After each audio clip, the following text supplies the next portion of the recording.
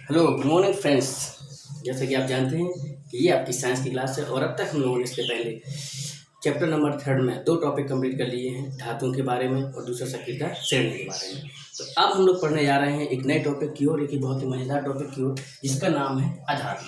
जी हाँ, धातु में आप लोगों ने पढ़ा था कि वे तत्व जो रासायनिक अभिक्रियाओं में इलेक्ट्रॉन को क्या करते हैं, दान करते हैं और धनात्मक आयन में परिवर्तित हो जाते हैं, वे धातु कहलाते हैं। इसी प्रकार थोड़ा हम अधातु में पढ़ेंगे। अधातु में क्या है? अधातु वे तत्व हैं जो रासायनिक अभिक्रियाओं में इलेक्ट्रॉनों को क्या करते हैं, ग्रहण करते हैं। जी हाँ, अधातु वे तत्व हैं जो रासायनिक अभिक्रियाओं में अपना स्टेप पूरा करने के लिए इलेक्ट्रॉनों को ग्रहण करते हैं और ऋणात्मक आयन में परिवर्तित हो जाते हैं। कैसे? देखिए, यहाँ हमने पहले पढ़ा था धातु के बारे में, अब हम पढ़ रहे हैं इसके बाद धातु के बारे में। ये आपका क्लोरीन है, तो जब रासायनिक अभिक्रिया होती है तो ये क्या करता है, इलेक्ट्रॉनों को ग्रहण कर लेता है और चेंज हो जाता है Cl- में। इसका मतलब ये क्या हो गया, आपकी अधातु हो गया। तो अधातु की आप लोग एक बार डेफिनेशन लिख लेंगे। क्या है अधातु? तो अधातु वे तत्व है। क्या है? अधातु वे तत्व हैं जो रासायनिक अभिक्रियाओं में, अधातु वे तत्व हैं जो रासायनिक अभिक्रियाओं में एक या एक से अधिक इलेक्ट्रॉन, एक या एक से अधिक इलेक्ट्रॉन, एक या एक से अधिक इलेक्ट्रॉन ग्रहण करके, अधातु वे तत्व हैं जो रासायनिक अभिक्रियाओं में एक या एक से अधिक इलेक्ट्रॉन ग्रहण करके ऋणायन बनाने की प्रवृत्ति रखते हैं। ऋणायन बनाने की प्रवृत्ति रखते हैं। आपको समझना है धातु और अधातु। तो धातु आप पढ़ चुके हो, अब समझना है धातु। अधातु क्या है? अधातु वे तत्व हैं। धातु क्या है? धातु एक आपका तत्व है। अधातु वे तत्व हैं जो रासायनिक अभिक्रियाओं में एक या एक से अधिक इलेक्ट्रॉन को ग्रहण करके ऋणायन बनाने की प्रवृत्ति रखते हैं। क्या कहलाते हैं ये? अधातु कहलाते हैं। जी हाँ, ऋणायन बनाने की जो प्रवृत्ति रखते हैं वो कहलाते हैं क्या? अधातु कहलाते हैं। एग्जाम्पल देखेंगे कैसे। देखिए, मान लीजिए हमने कोई अधातु ले लिया, इसको ए मान लिया, और अगर ये रासायनिक अभिक्रिया करेगा तो इलेक्ट्रॉन को क्या करेगा, अपने अंदर ऐड करेगा। जैसे ही कोई तत्व इलेक्ट्रॉनों को जोड़ता है अपने अंदर तो किसमें परिवर्तित हो जाता है? ऋणात्मक आयन में। तो यहाँ पे आपका जो ए माइनस है ये क्या हो जाएगा आपका? ये हो जाएगा अधातु। जी हाँ, ये क्या है आपका? ये अधातु है। वैसे ही हमने यहाँ कोई रियल अधातु ले लिया, तो हमने लिया क्लोरीन। क्लोरीन जब रिएक्शन करता है तो इलेक्ट्रॉन क्या करता है, ग्रहण करता है और चेंज हो जाता है Cl- में। इसका मतलब क्लोरीन क्या हो गया आपका? एक अधातु हो गया। जी हाँ, तो इस तरीके से आपको क्लियर हो सकता है कि अधातु क्या है। तो अधातु वे तत्व हैं जो रासायनिक अभिक्रियाओं में एक या एक से अधिक इलेक्ट्रॉन को ग्रहण करके ऋणायन बनाने की प्रवृत्ति रखते हैं, अधातु कहलाते हैं। ठीक है, मान ली कोई अधातु ए है, उसने इलेक्ट्रॉन ग्रहण किया, किसमें चेंज हो जाएगा? A- में। वैसे ही जो क्लोरीन है, क्लोरीन इलेक्ट्रॉन ग्रहण करके Cl- में क्या हो जाता है? चेंज हो जाता है। इसका मतलब है कि क्लोरीन क्या है? आपकी क्लोरीन भी एक अधातु है। इस तरीके से कोई भी अधातु है वो रासायनिक अभिक्रियाओं में क्या करेगी? इलेक्ट्रॉनों को ग्रहण करेगी। ठीक है, ग्रहण करके किसमें परिवर्तित हो जाएगी? ऋणात्मक आयन में। इस तरीके आप कॉपी कर सकते हैं, इसको कॉपी कीजिए। आगे बढ़ते हैं अगले टॉपिक में। कॉपी कर लीजिए, इसके नोट्स भी आपके पास पहुंच जाते हैं, तो इसको कॉपी समझते जाइए। ठीक है, अब हम देखेंगे अधातुओं के गुण। क्या देखना है? अधातुओं के गुण। अधातुओं के गुण क्या होते हैं, कैसे पहचानोगे आप कि अधातु हैं? तो देखिए, अधातुओं का गुण, जैसे कि आपने धातु में पढ़ा था कि धातु में क्या होती है? विशेष चमक होती है। तो आपको बता दिया जाए, अधातुओं में कोई भी विशेष चमक नहीं होती है। सबसे पहले लिखेंगे इनमें कोई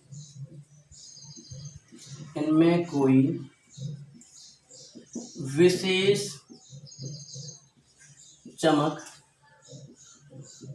नहीं होती है। जी हाँ, अधातु जो आपकी है इसमें कोई भी विशेष चमक नहीं होती है। आप देखोगे तो सामान्यतः अधातु आपको क्या कहेंगे, इस तरीके की दिखाई देंगी जिनमें विशेष चमक नहीं होगी।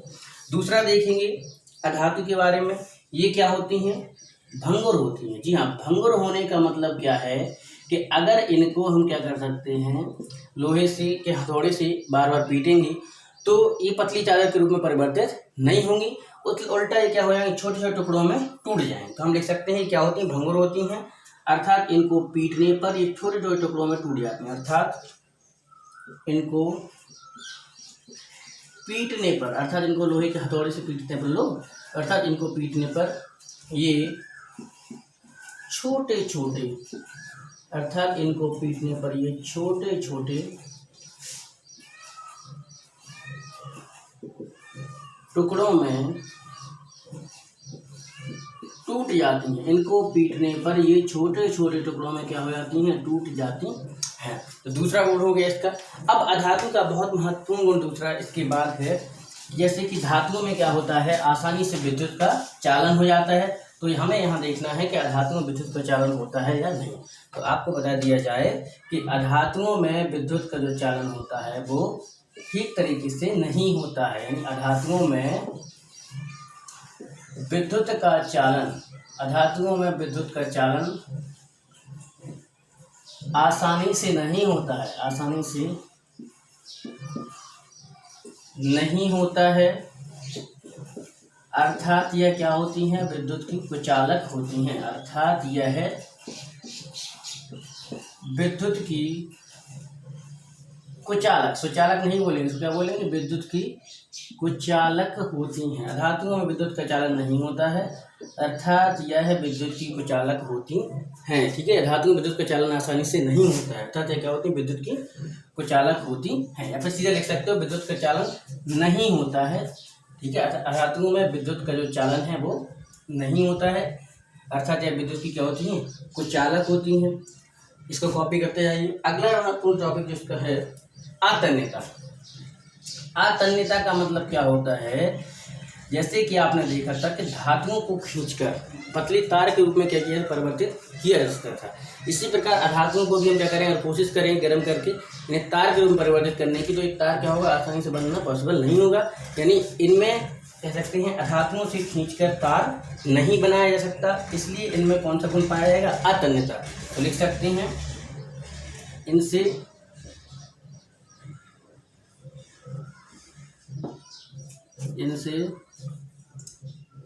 खींचकर पतला तार बनाना संभव नहीं होता। इनसे खींचकर पतला तार बनाना संभव नहीं होता है। जी हाँ, अधातुओं से खींचकर तार बनाना संभव नहीं होता है, और तार बनाने के गुण को हम तन्यता बोलते हैं, इसलिए इसमें कौन सा गुण पाया जाता है, इनमें अतन्यता गुण पाया जाता है। ठीक है, वो तन्यता खींचकर तार बनाना, और तार ना बनाना क्या है, आतन्यता। तो इनसे खींचकर पतला तार बनाना संभव नहीं होता है, अर्थात इनमें कौन सा गुण होता है, तो अर्थात इनमें आतन्यता। तन्यता नहीं लिखेंगे, इसको क्या लिखेंगे, इसको लिखेंगे आतन्यता। अर्थात इनमें आतन्यता का गुण पाया जाता है, अर्थात इनमें आतन्यता का गुण क्या हो जाता है, पाया जाता है। तो इस तरीके से आपके 4 बहुत महत्वपूर्ण गुण हो चुके हैं। अगला लिखेंगे 5वां क्या है, देखिए आपने धातु के बारे में पढ़ लिया है। अधातु भंगुर होती हैं, इनको अगर पीटेंगे तो क्या होगा, छोटे टुकड़ों में टूट जाएंगी। विद्युत की जो चालन नहीं होता है, अर्थात विद्युत की क्या होती है, कुचालक होती हैं। आतन्यता, इनसे खींचकर पतला तार बनाना संभव नहीं होता है, अर्थात इनमें कौन सा गुण पाया जाता है, इनमें आतन्यता का गुण पाया जाता है। अब हम देखेंगे इसका बहुत ही महत्वपूर्ण गुण अधातुओं का क्या है। इसमें हम देखने वाले हैं ध्वनि।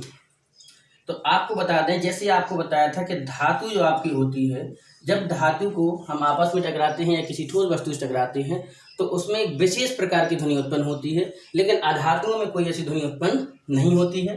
तो इसमें हम लिखेंगे, इनमें कोई विशेष अधातुओं के आपस में टकराने से, लिख सकते हैं अधातुओं के, अरे क्या हो रहा है भाई, अधातुओं के आपस में या किसी धातुओं के आपस में या किसी ठोस वस्तु से टकराने पर, धातुओं के आपस में या किसी ठोस वस्तु से टकराने पर विशेष ध्वनि उत्पन्न नहीं होती है। विशेष ध्वनि उत्पन्न नहीं होती है। जी, ध्यान रखना है इतना अच्छे से। अधातुओं की आपस में या किसी ठोस वस्तु से टकराने पर विशेष ध्वनि उत्पन्न नहीं होती है। जैसे धातु में ध्वनि होती है, टंकार ध्वनि उत्पन्न होती है, वैसे अधातुओं में कोई विशेष ध्वनि उत्पन्न नहीं होती है। इस तरीके से अधातुओं की 5 गुण जो है कंप्लीट हो चुके हैं। ये भौतिक गुण जो आपको भी गुण बताए गए हैं वो बाहरी अवस्थाओं के आधार पर हैं, इसलिए क्या है, अधातुओं के भौतिक गुण है सभी। जी हाँ, अब हमें पढ़ना है अधातुओं के रासायनिक गुण। अधातुएं किस तरीके से रसायनों से क्रिया करती हैं वो कहलाते हैं अधातुओं के रासायनिक गुण। तो इसको आप कॉपी कीजिए और आगे बढ़ते हैं। अधातुओं के रासायनिक गुण। जी हाँ, अधातु जो आपके हैं, आज हम पढ़ने वाले हैं अधातुओं के रासायनिक गुण। आज बहुत कंप्लीट करना है, इसलिए थोड़ा स्पीड में चलेंगे। अधातुओं के रासायनिक गुण, ये भौतिक गुण कंप्लीट हो चुके हैं, तो हम लिखेंगे यहाँ अधातुओं के रासायनिक गुण। क्या है जी, ये हैं अधातुओं के रासायनिक गुण।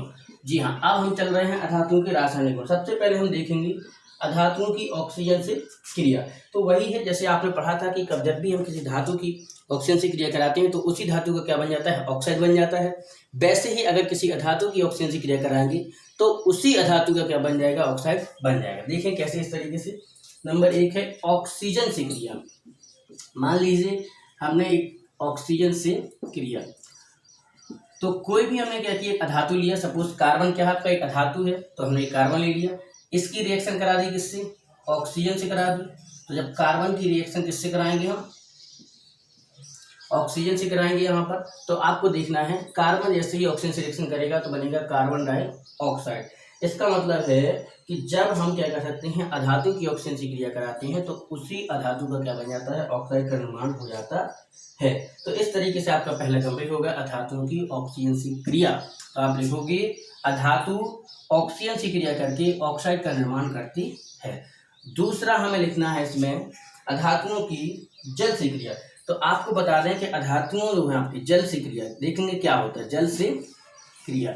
अब आपको बता दिया है कि अधातुएं जो हैं वो जल से क्रिया नहीं करती हैं। कोई भी अधातु है, अगर आप जल से क्रिया कराओगे तो आसानी से वो क्रिया नहीं करेगी। तो आपको पता होना चाहिए ऑक्सीजन से क्रिया करेगी तो उसी अधातु का ऑक्साइड बन जाएगा।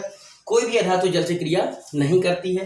तीसरा इसका बहुत महत्वपूर्ण रासायनिक गुण है आपका, वो है अधातु की अम्ल से क्रिया। कोई भी अधातु है, ठीक है, और अधातुओं की हमें क्या करना है, अम्ल से क्रिया करना। तो अधातुओं की अम्ल से क्रिया।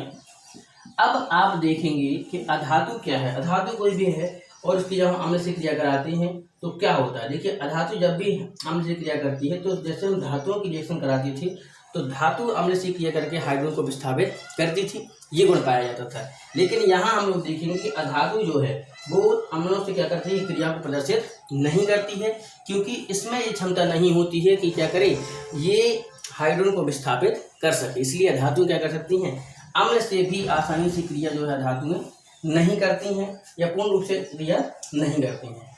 एक बहुत महत्वपूर्ण टॉपिक है अधातुओं की हाइड्रोजन के साथ क्रिया। तो हमने यहाँ देखा अधातुओं की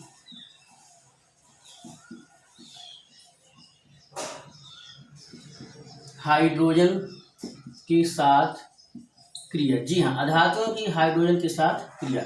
आप यहाँ देखोगे कोई भी एक अधातु ले सकते हो। सपोज हमने ले लिया है आपका कोई हाइड्रोजन से क्रिया कराना है हमें, तो हमने ले लिया मान लीजिए N2 नाइट्रोजन लिया है।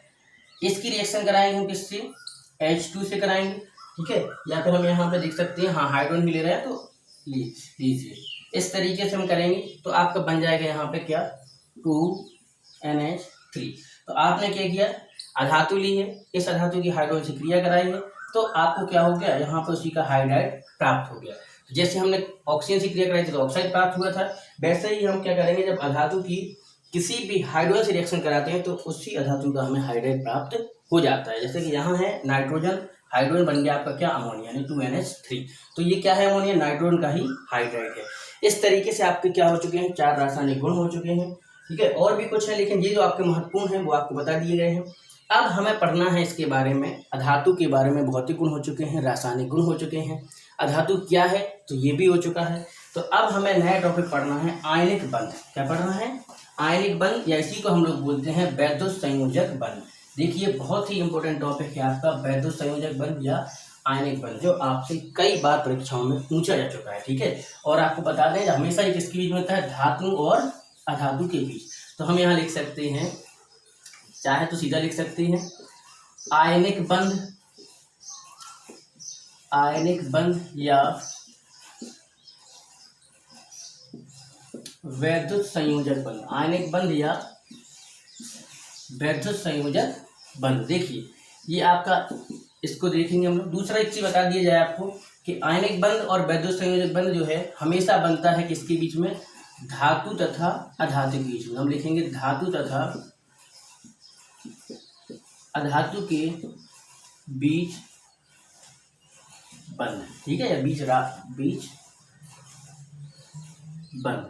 अब धातु और अधातु इन दोनों के बीच बंध बनना है, तो हम देखेंगे कैसे। मान लीजिए हमने लिया एक धातु लिया सोडियम, अधातु लिया क्लोरीन, इन दोनों की बनाना है। सोडियम के बारे में आप कितना जानते हो, देखिए आपको बता दिया है। सोडियम का जो एटॉमिक नंबर होता है वह 11 होता है। इलेक्ट्रॉन विन्यास करोगे तो हो जाएगा 2, 8 और 1। क्लोरीन का करोगे तो कितना होता है, क्लोरीन का 17 होता है, तो हो जाएगा 2, 8 और 7। इस तरीके से आप देख रहे हो कि सोडियम अपना अष्टक पूरा करने के लिए एक इलेक्ट्रॉन को दान करेगा, क्लोरीन अष्टक पूरा करने के लिए एक इलेक्ट्रॉन को ग्रहण करेगा। तो यहाँ हम देखेंगे अंतिम कक्षा जो होती है इनके इलेक्ट्रॉन बनाएंगे। ये मान लीजिए सोडियम है, सोडियम के पास क्या है, एक इलेक्ट्रॉन है अंतिम कक्षा में, तो ये इसका इलेक्ट्रॉन बन गया। क्लोरीन के पास कितने इलेक्ट्रॉन है, 7 है जी, 1, 2, 3, 4, 5, 6 और ये हो गया आपका 7 इलेक्ट्रॉन। अब आपको बता दिया जाए कि धातु जो आपकी है ये क्या है, धातु है। तो धातु में गुण होता है वो इलेक्ट्रॉन को त्याग करके बन जाती है धनायन में। तो ये अपना इलेक्ट्रॉन किसको दे देगी, Cl को। जब ये इलेक्ट्रॉन देगा तो चेंज हो जाएगा किसमें आपका, यहाँ से ये चेंज हो जाएगा Na+ में, और ये इलेक्ट्रॉन को ग्रहण कर रहा है Cl, तो Cl चेंज हो जाएगा इसमें माइनस में। और जब हम देख रहे हैं कि पहले समान धातुएं थी, इन्होंने इलेक्ट्रॉन को दान किया और किसके रूप में चेंज हो गए, ये आयनों के रूप में। तो इनके बीच एक आकर्षण बल क्या करने लगेगा, कार्य करने लगेगा, जिसे हम वो बोलेंगे वैद्युत संयोजक बंध या आयनिक बंध। कब, जब एक धातु किसी अन्य अधातु को क्या करते हैं, एक इलेक्ट्रॉन पूर्ण रूप से दान करता है और अधातु उस इलेक्ट्रॉन को क्या कर ले, ग्रहण कर ले। तो जो सामान्य तत्व होता है वो किसमें बदल जाता है आपका, धनात्मक आयन में, ये धातु धनात्मक आयन में, और जो अधातु तत्व होता है वो ऋणात्मक आयन में। और इन दोनों विपरीत आयनों के बीच एक आकर्षण बल कार्य करता है, जिसे हम कहते हैं क्या, आयनिक बंध। जी हाँ, इसी को बोलते हैं आयनिक बंध, अथवा इसी को हम कह सकते हैं वैद्युत संयोजक बंध, वैद्युत संयोजक बंध। जी हाँ, अभी हम पढ़ना है आयनिक बंध या वैद्युत संयोजक बंध। तो आपने देखा है कि सोडियम है, सोडियम ने इलेक्ट्रॉन को दान किया है क्लोरीन को, सोडियम चेंज हो गया पॉजिटिव आयन में, क्लोरीन हो गया नेगेटिव आयन में।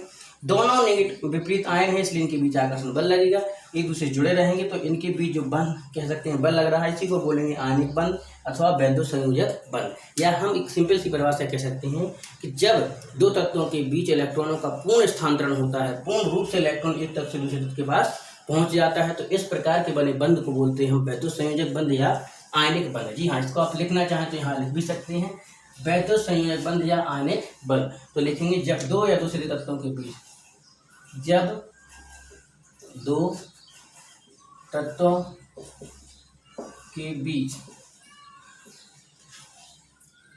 जब दो तत्वों के बीच इलेक्ट्रॉनों का पूर्ण स्थानांतरण, जब दो तत्वों के बीच इलेक्ट्रॉन का पूर्ण स्थानांतरण होता है, जब दो तत्वों के बीच इलेक्ट्रॉनों का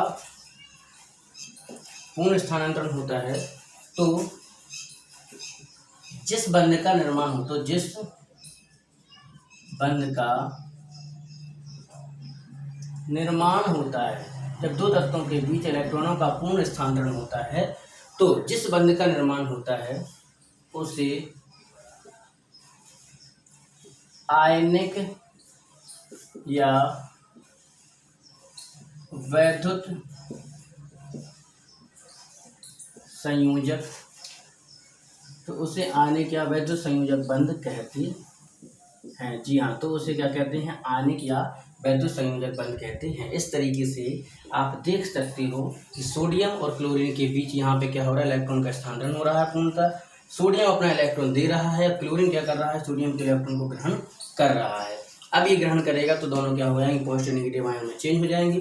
इनके बीच आकर्षण बल कार्य करेगा, वही आकर्षण बल होगा आपका आयनिक बंध या वैद्युत संयोजक बंध। तो इस तरीके से आज के लिए इतना पर्याप्त है, इतना आप कंप्लीट कीजिए। इसकी आगे फिर मिलेंगे नेक्स्ट वीडियो में। और जितने भी बच्चे इस वीडियो को देख रहे हैं प्लीज़ चैनल को लाइक कीजिए, सब्सक्राइब कीजिए और अधिक से अधिक दोस्तों को बताइए, जिससे आपको केमिस्ट्री की वीडियो इसी तरीके से लाइन में सीरियली मिलती रहे। ठीक है, thank you, have a nice day.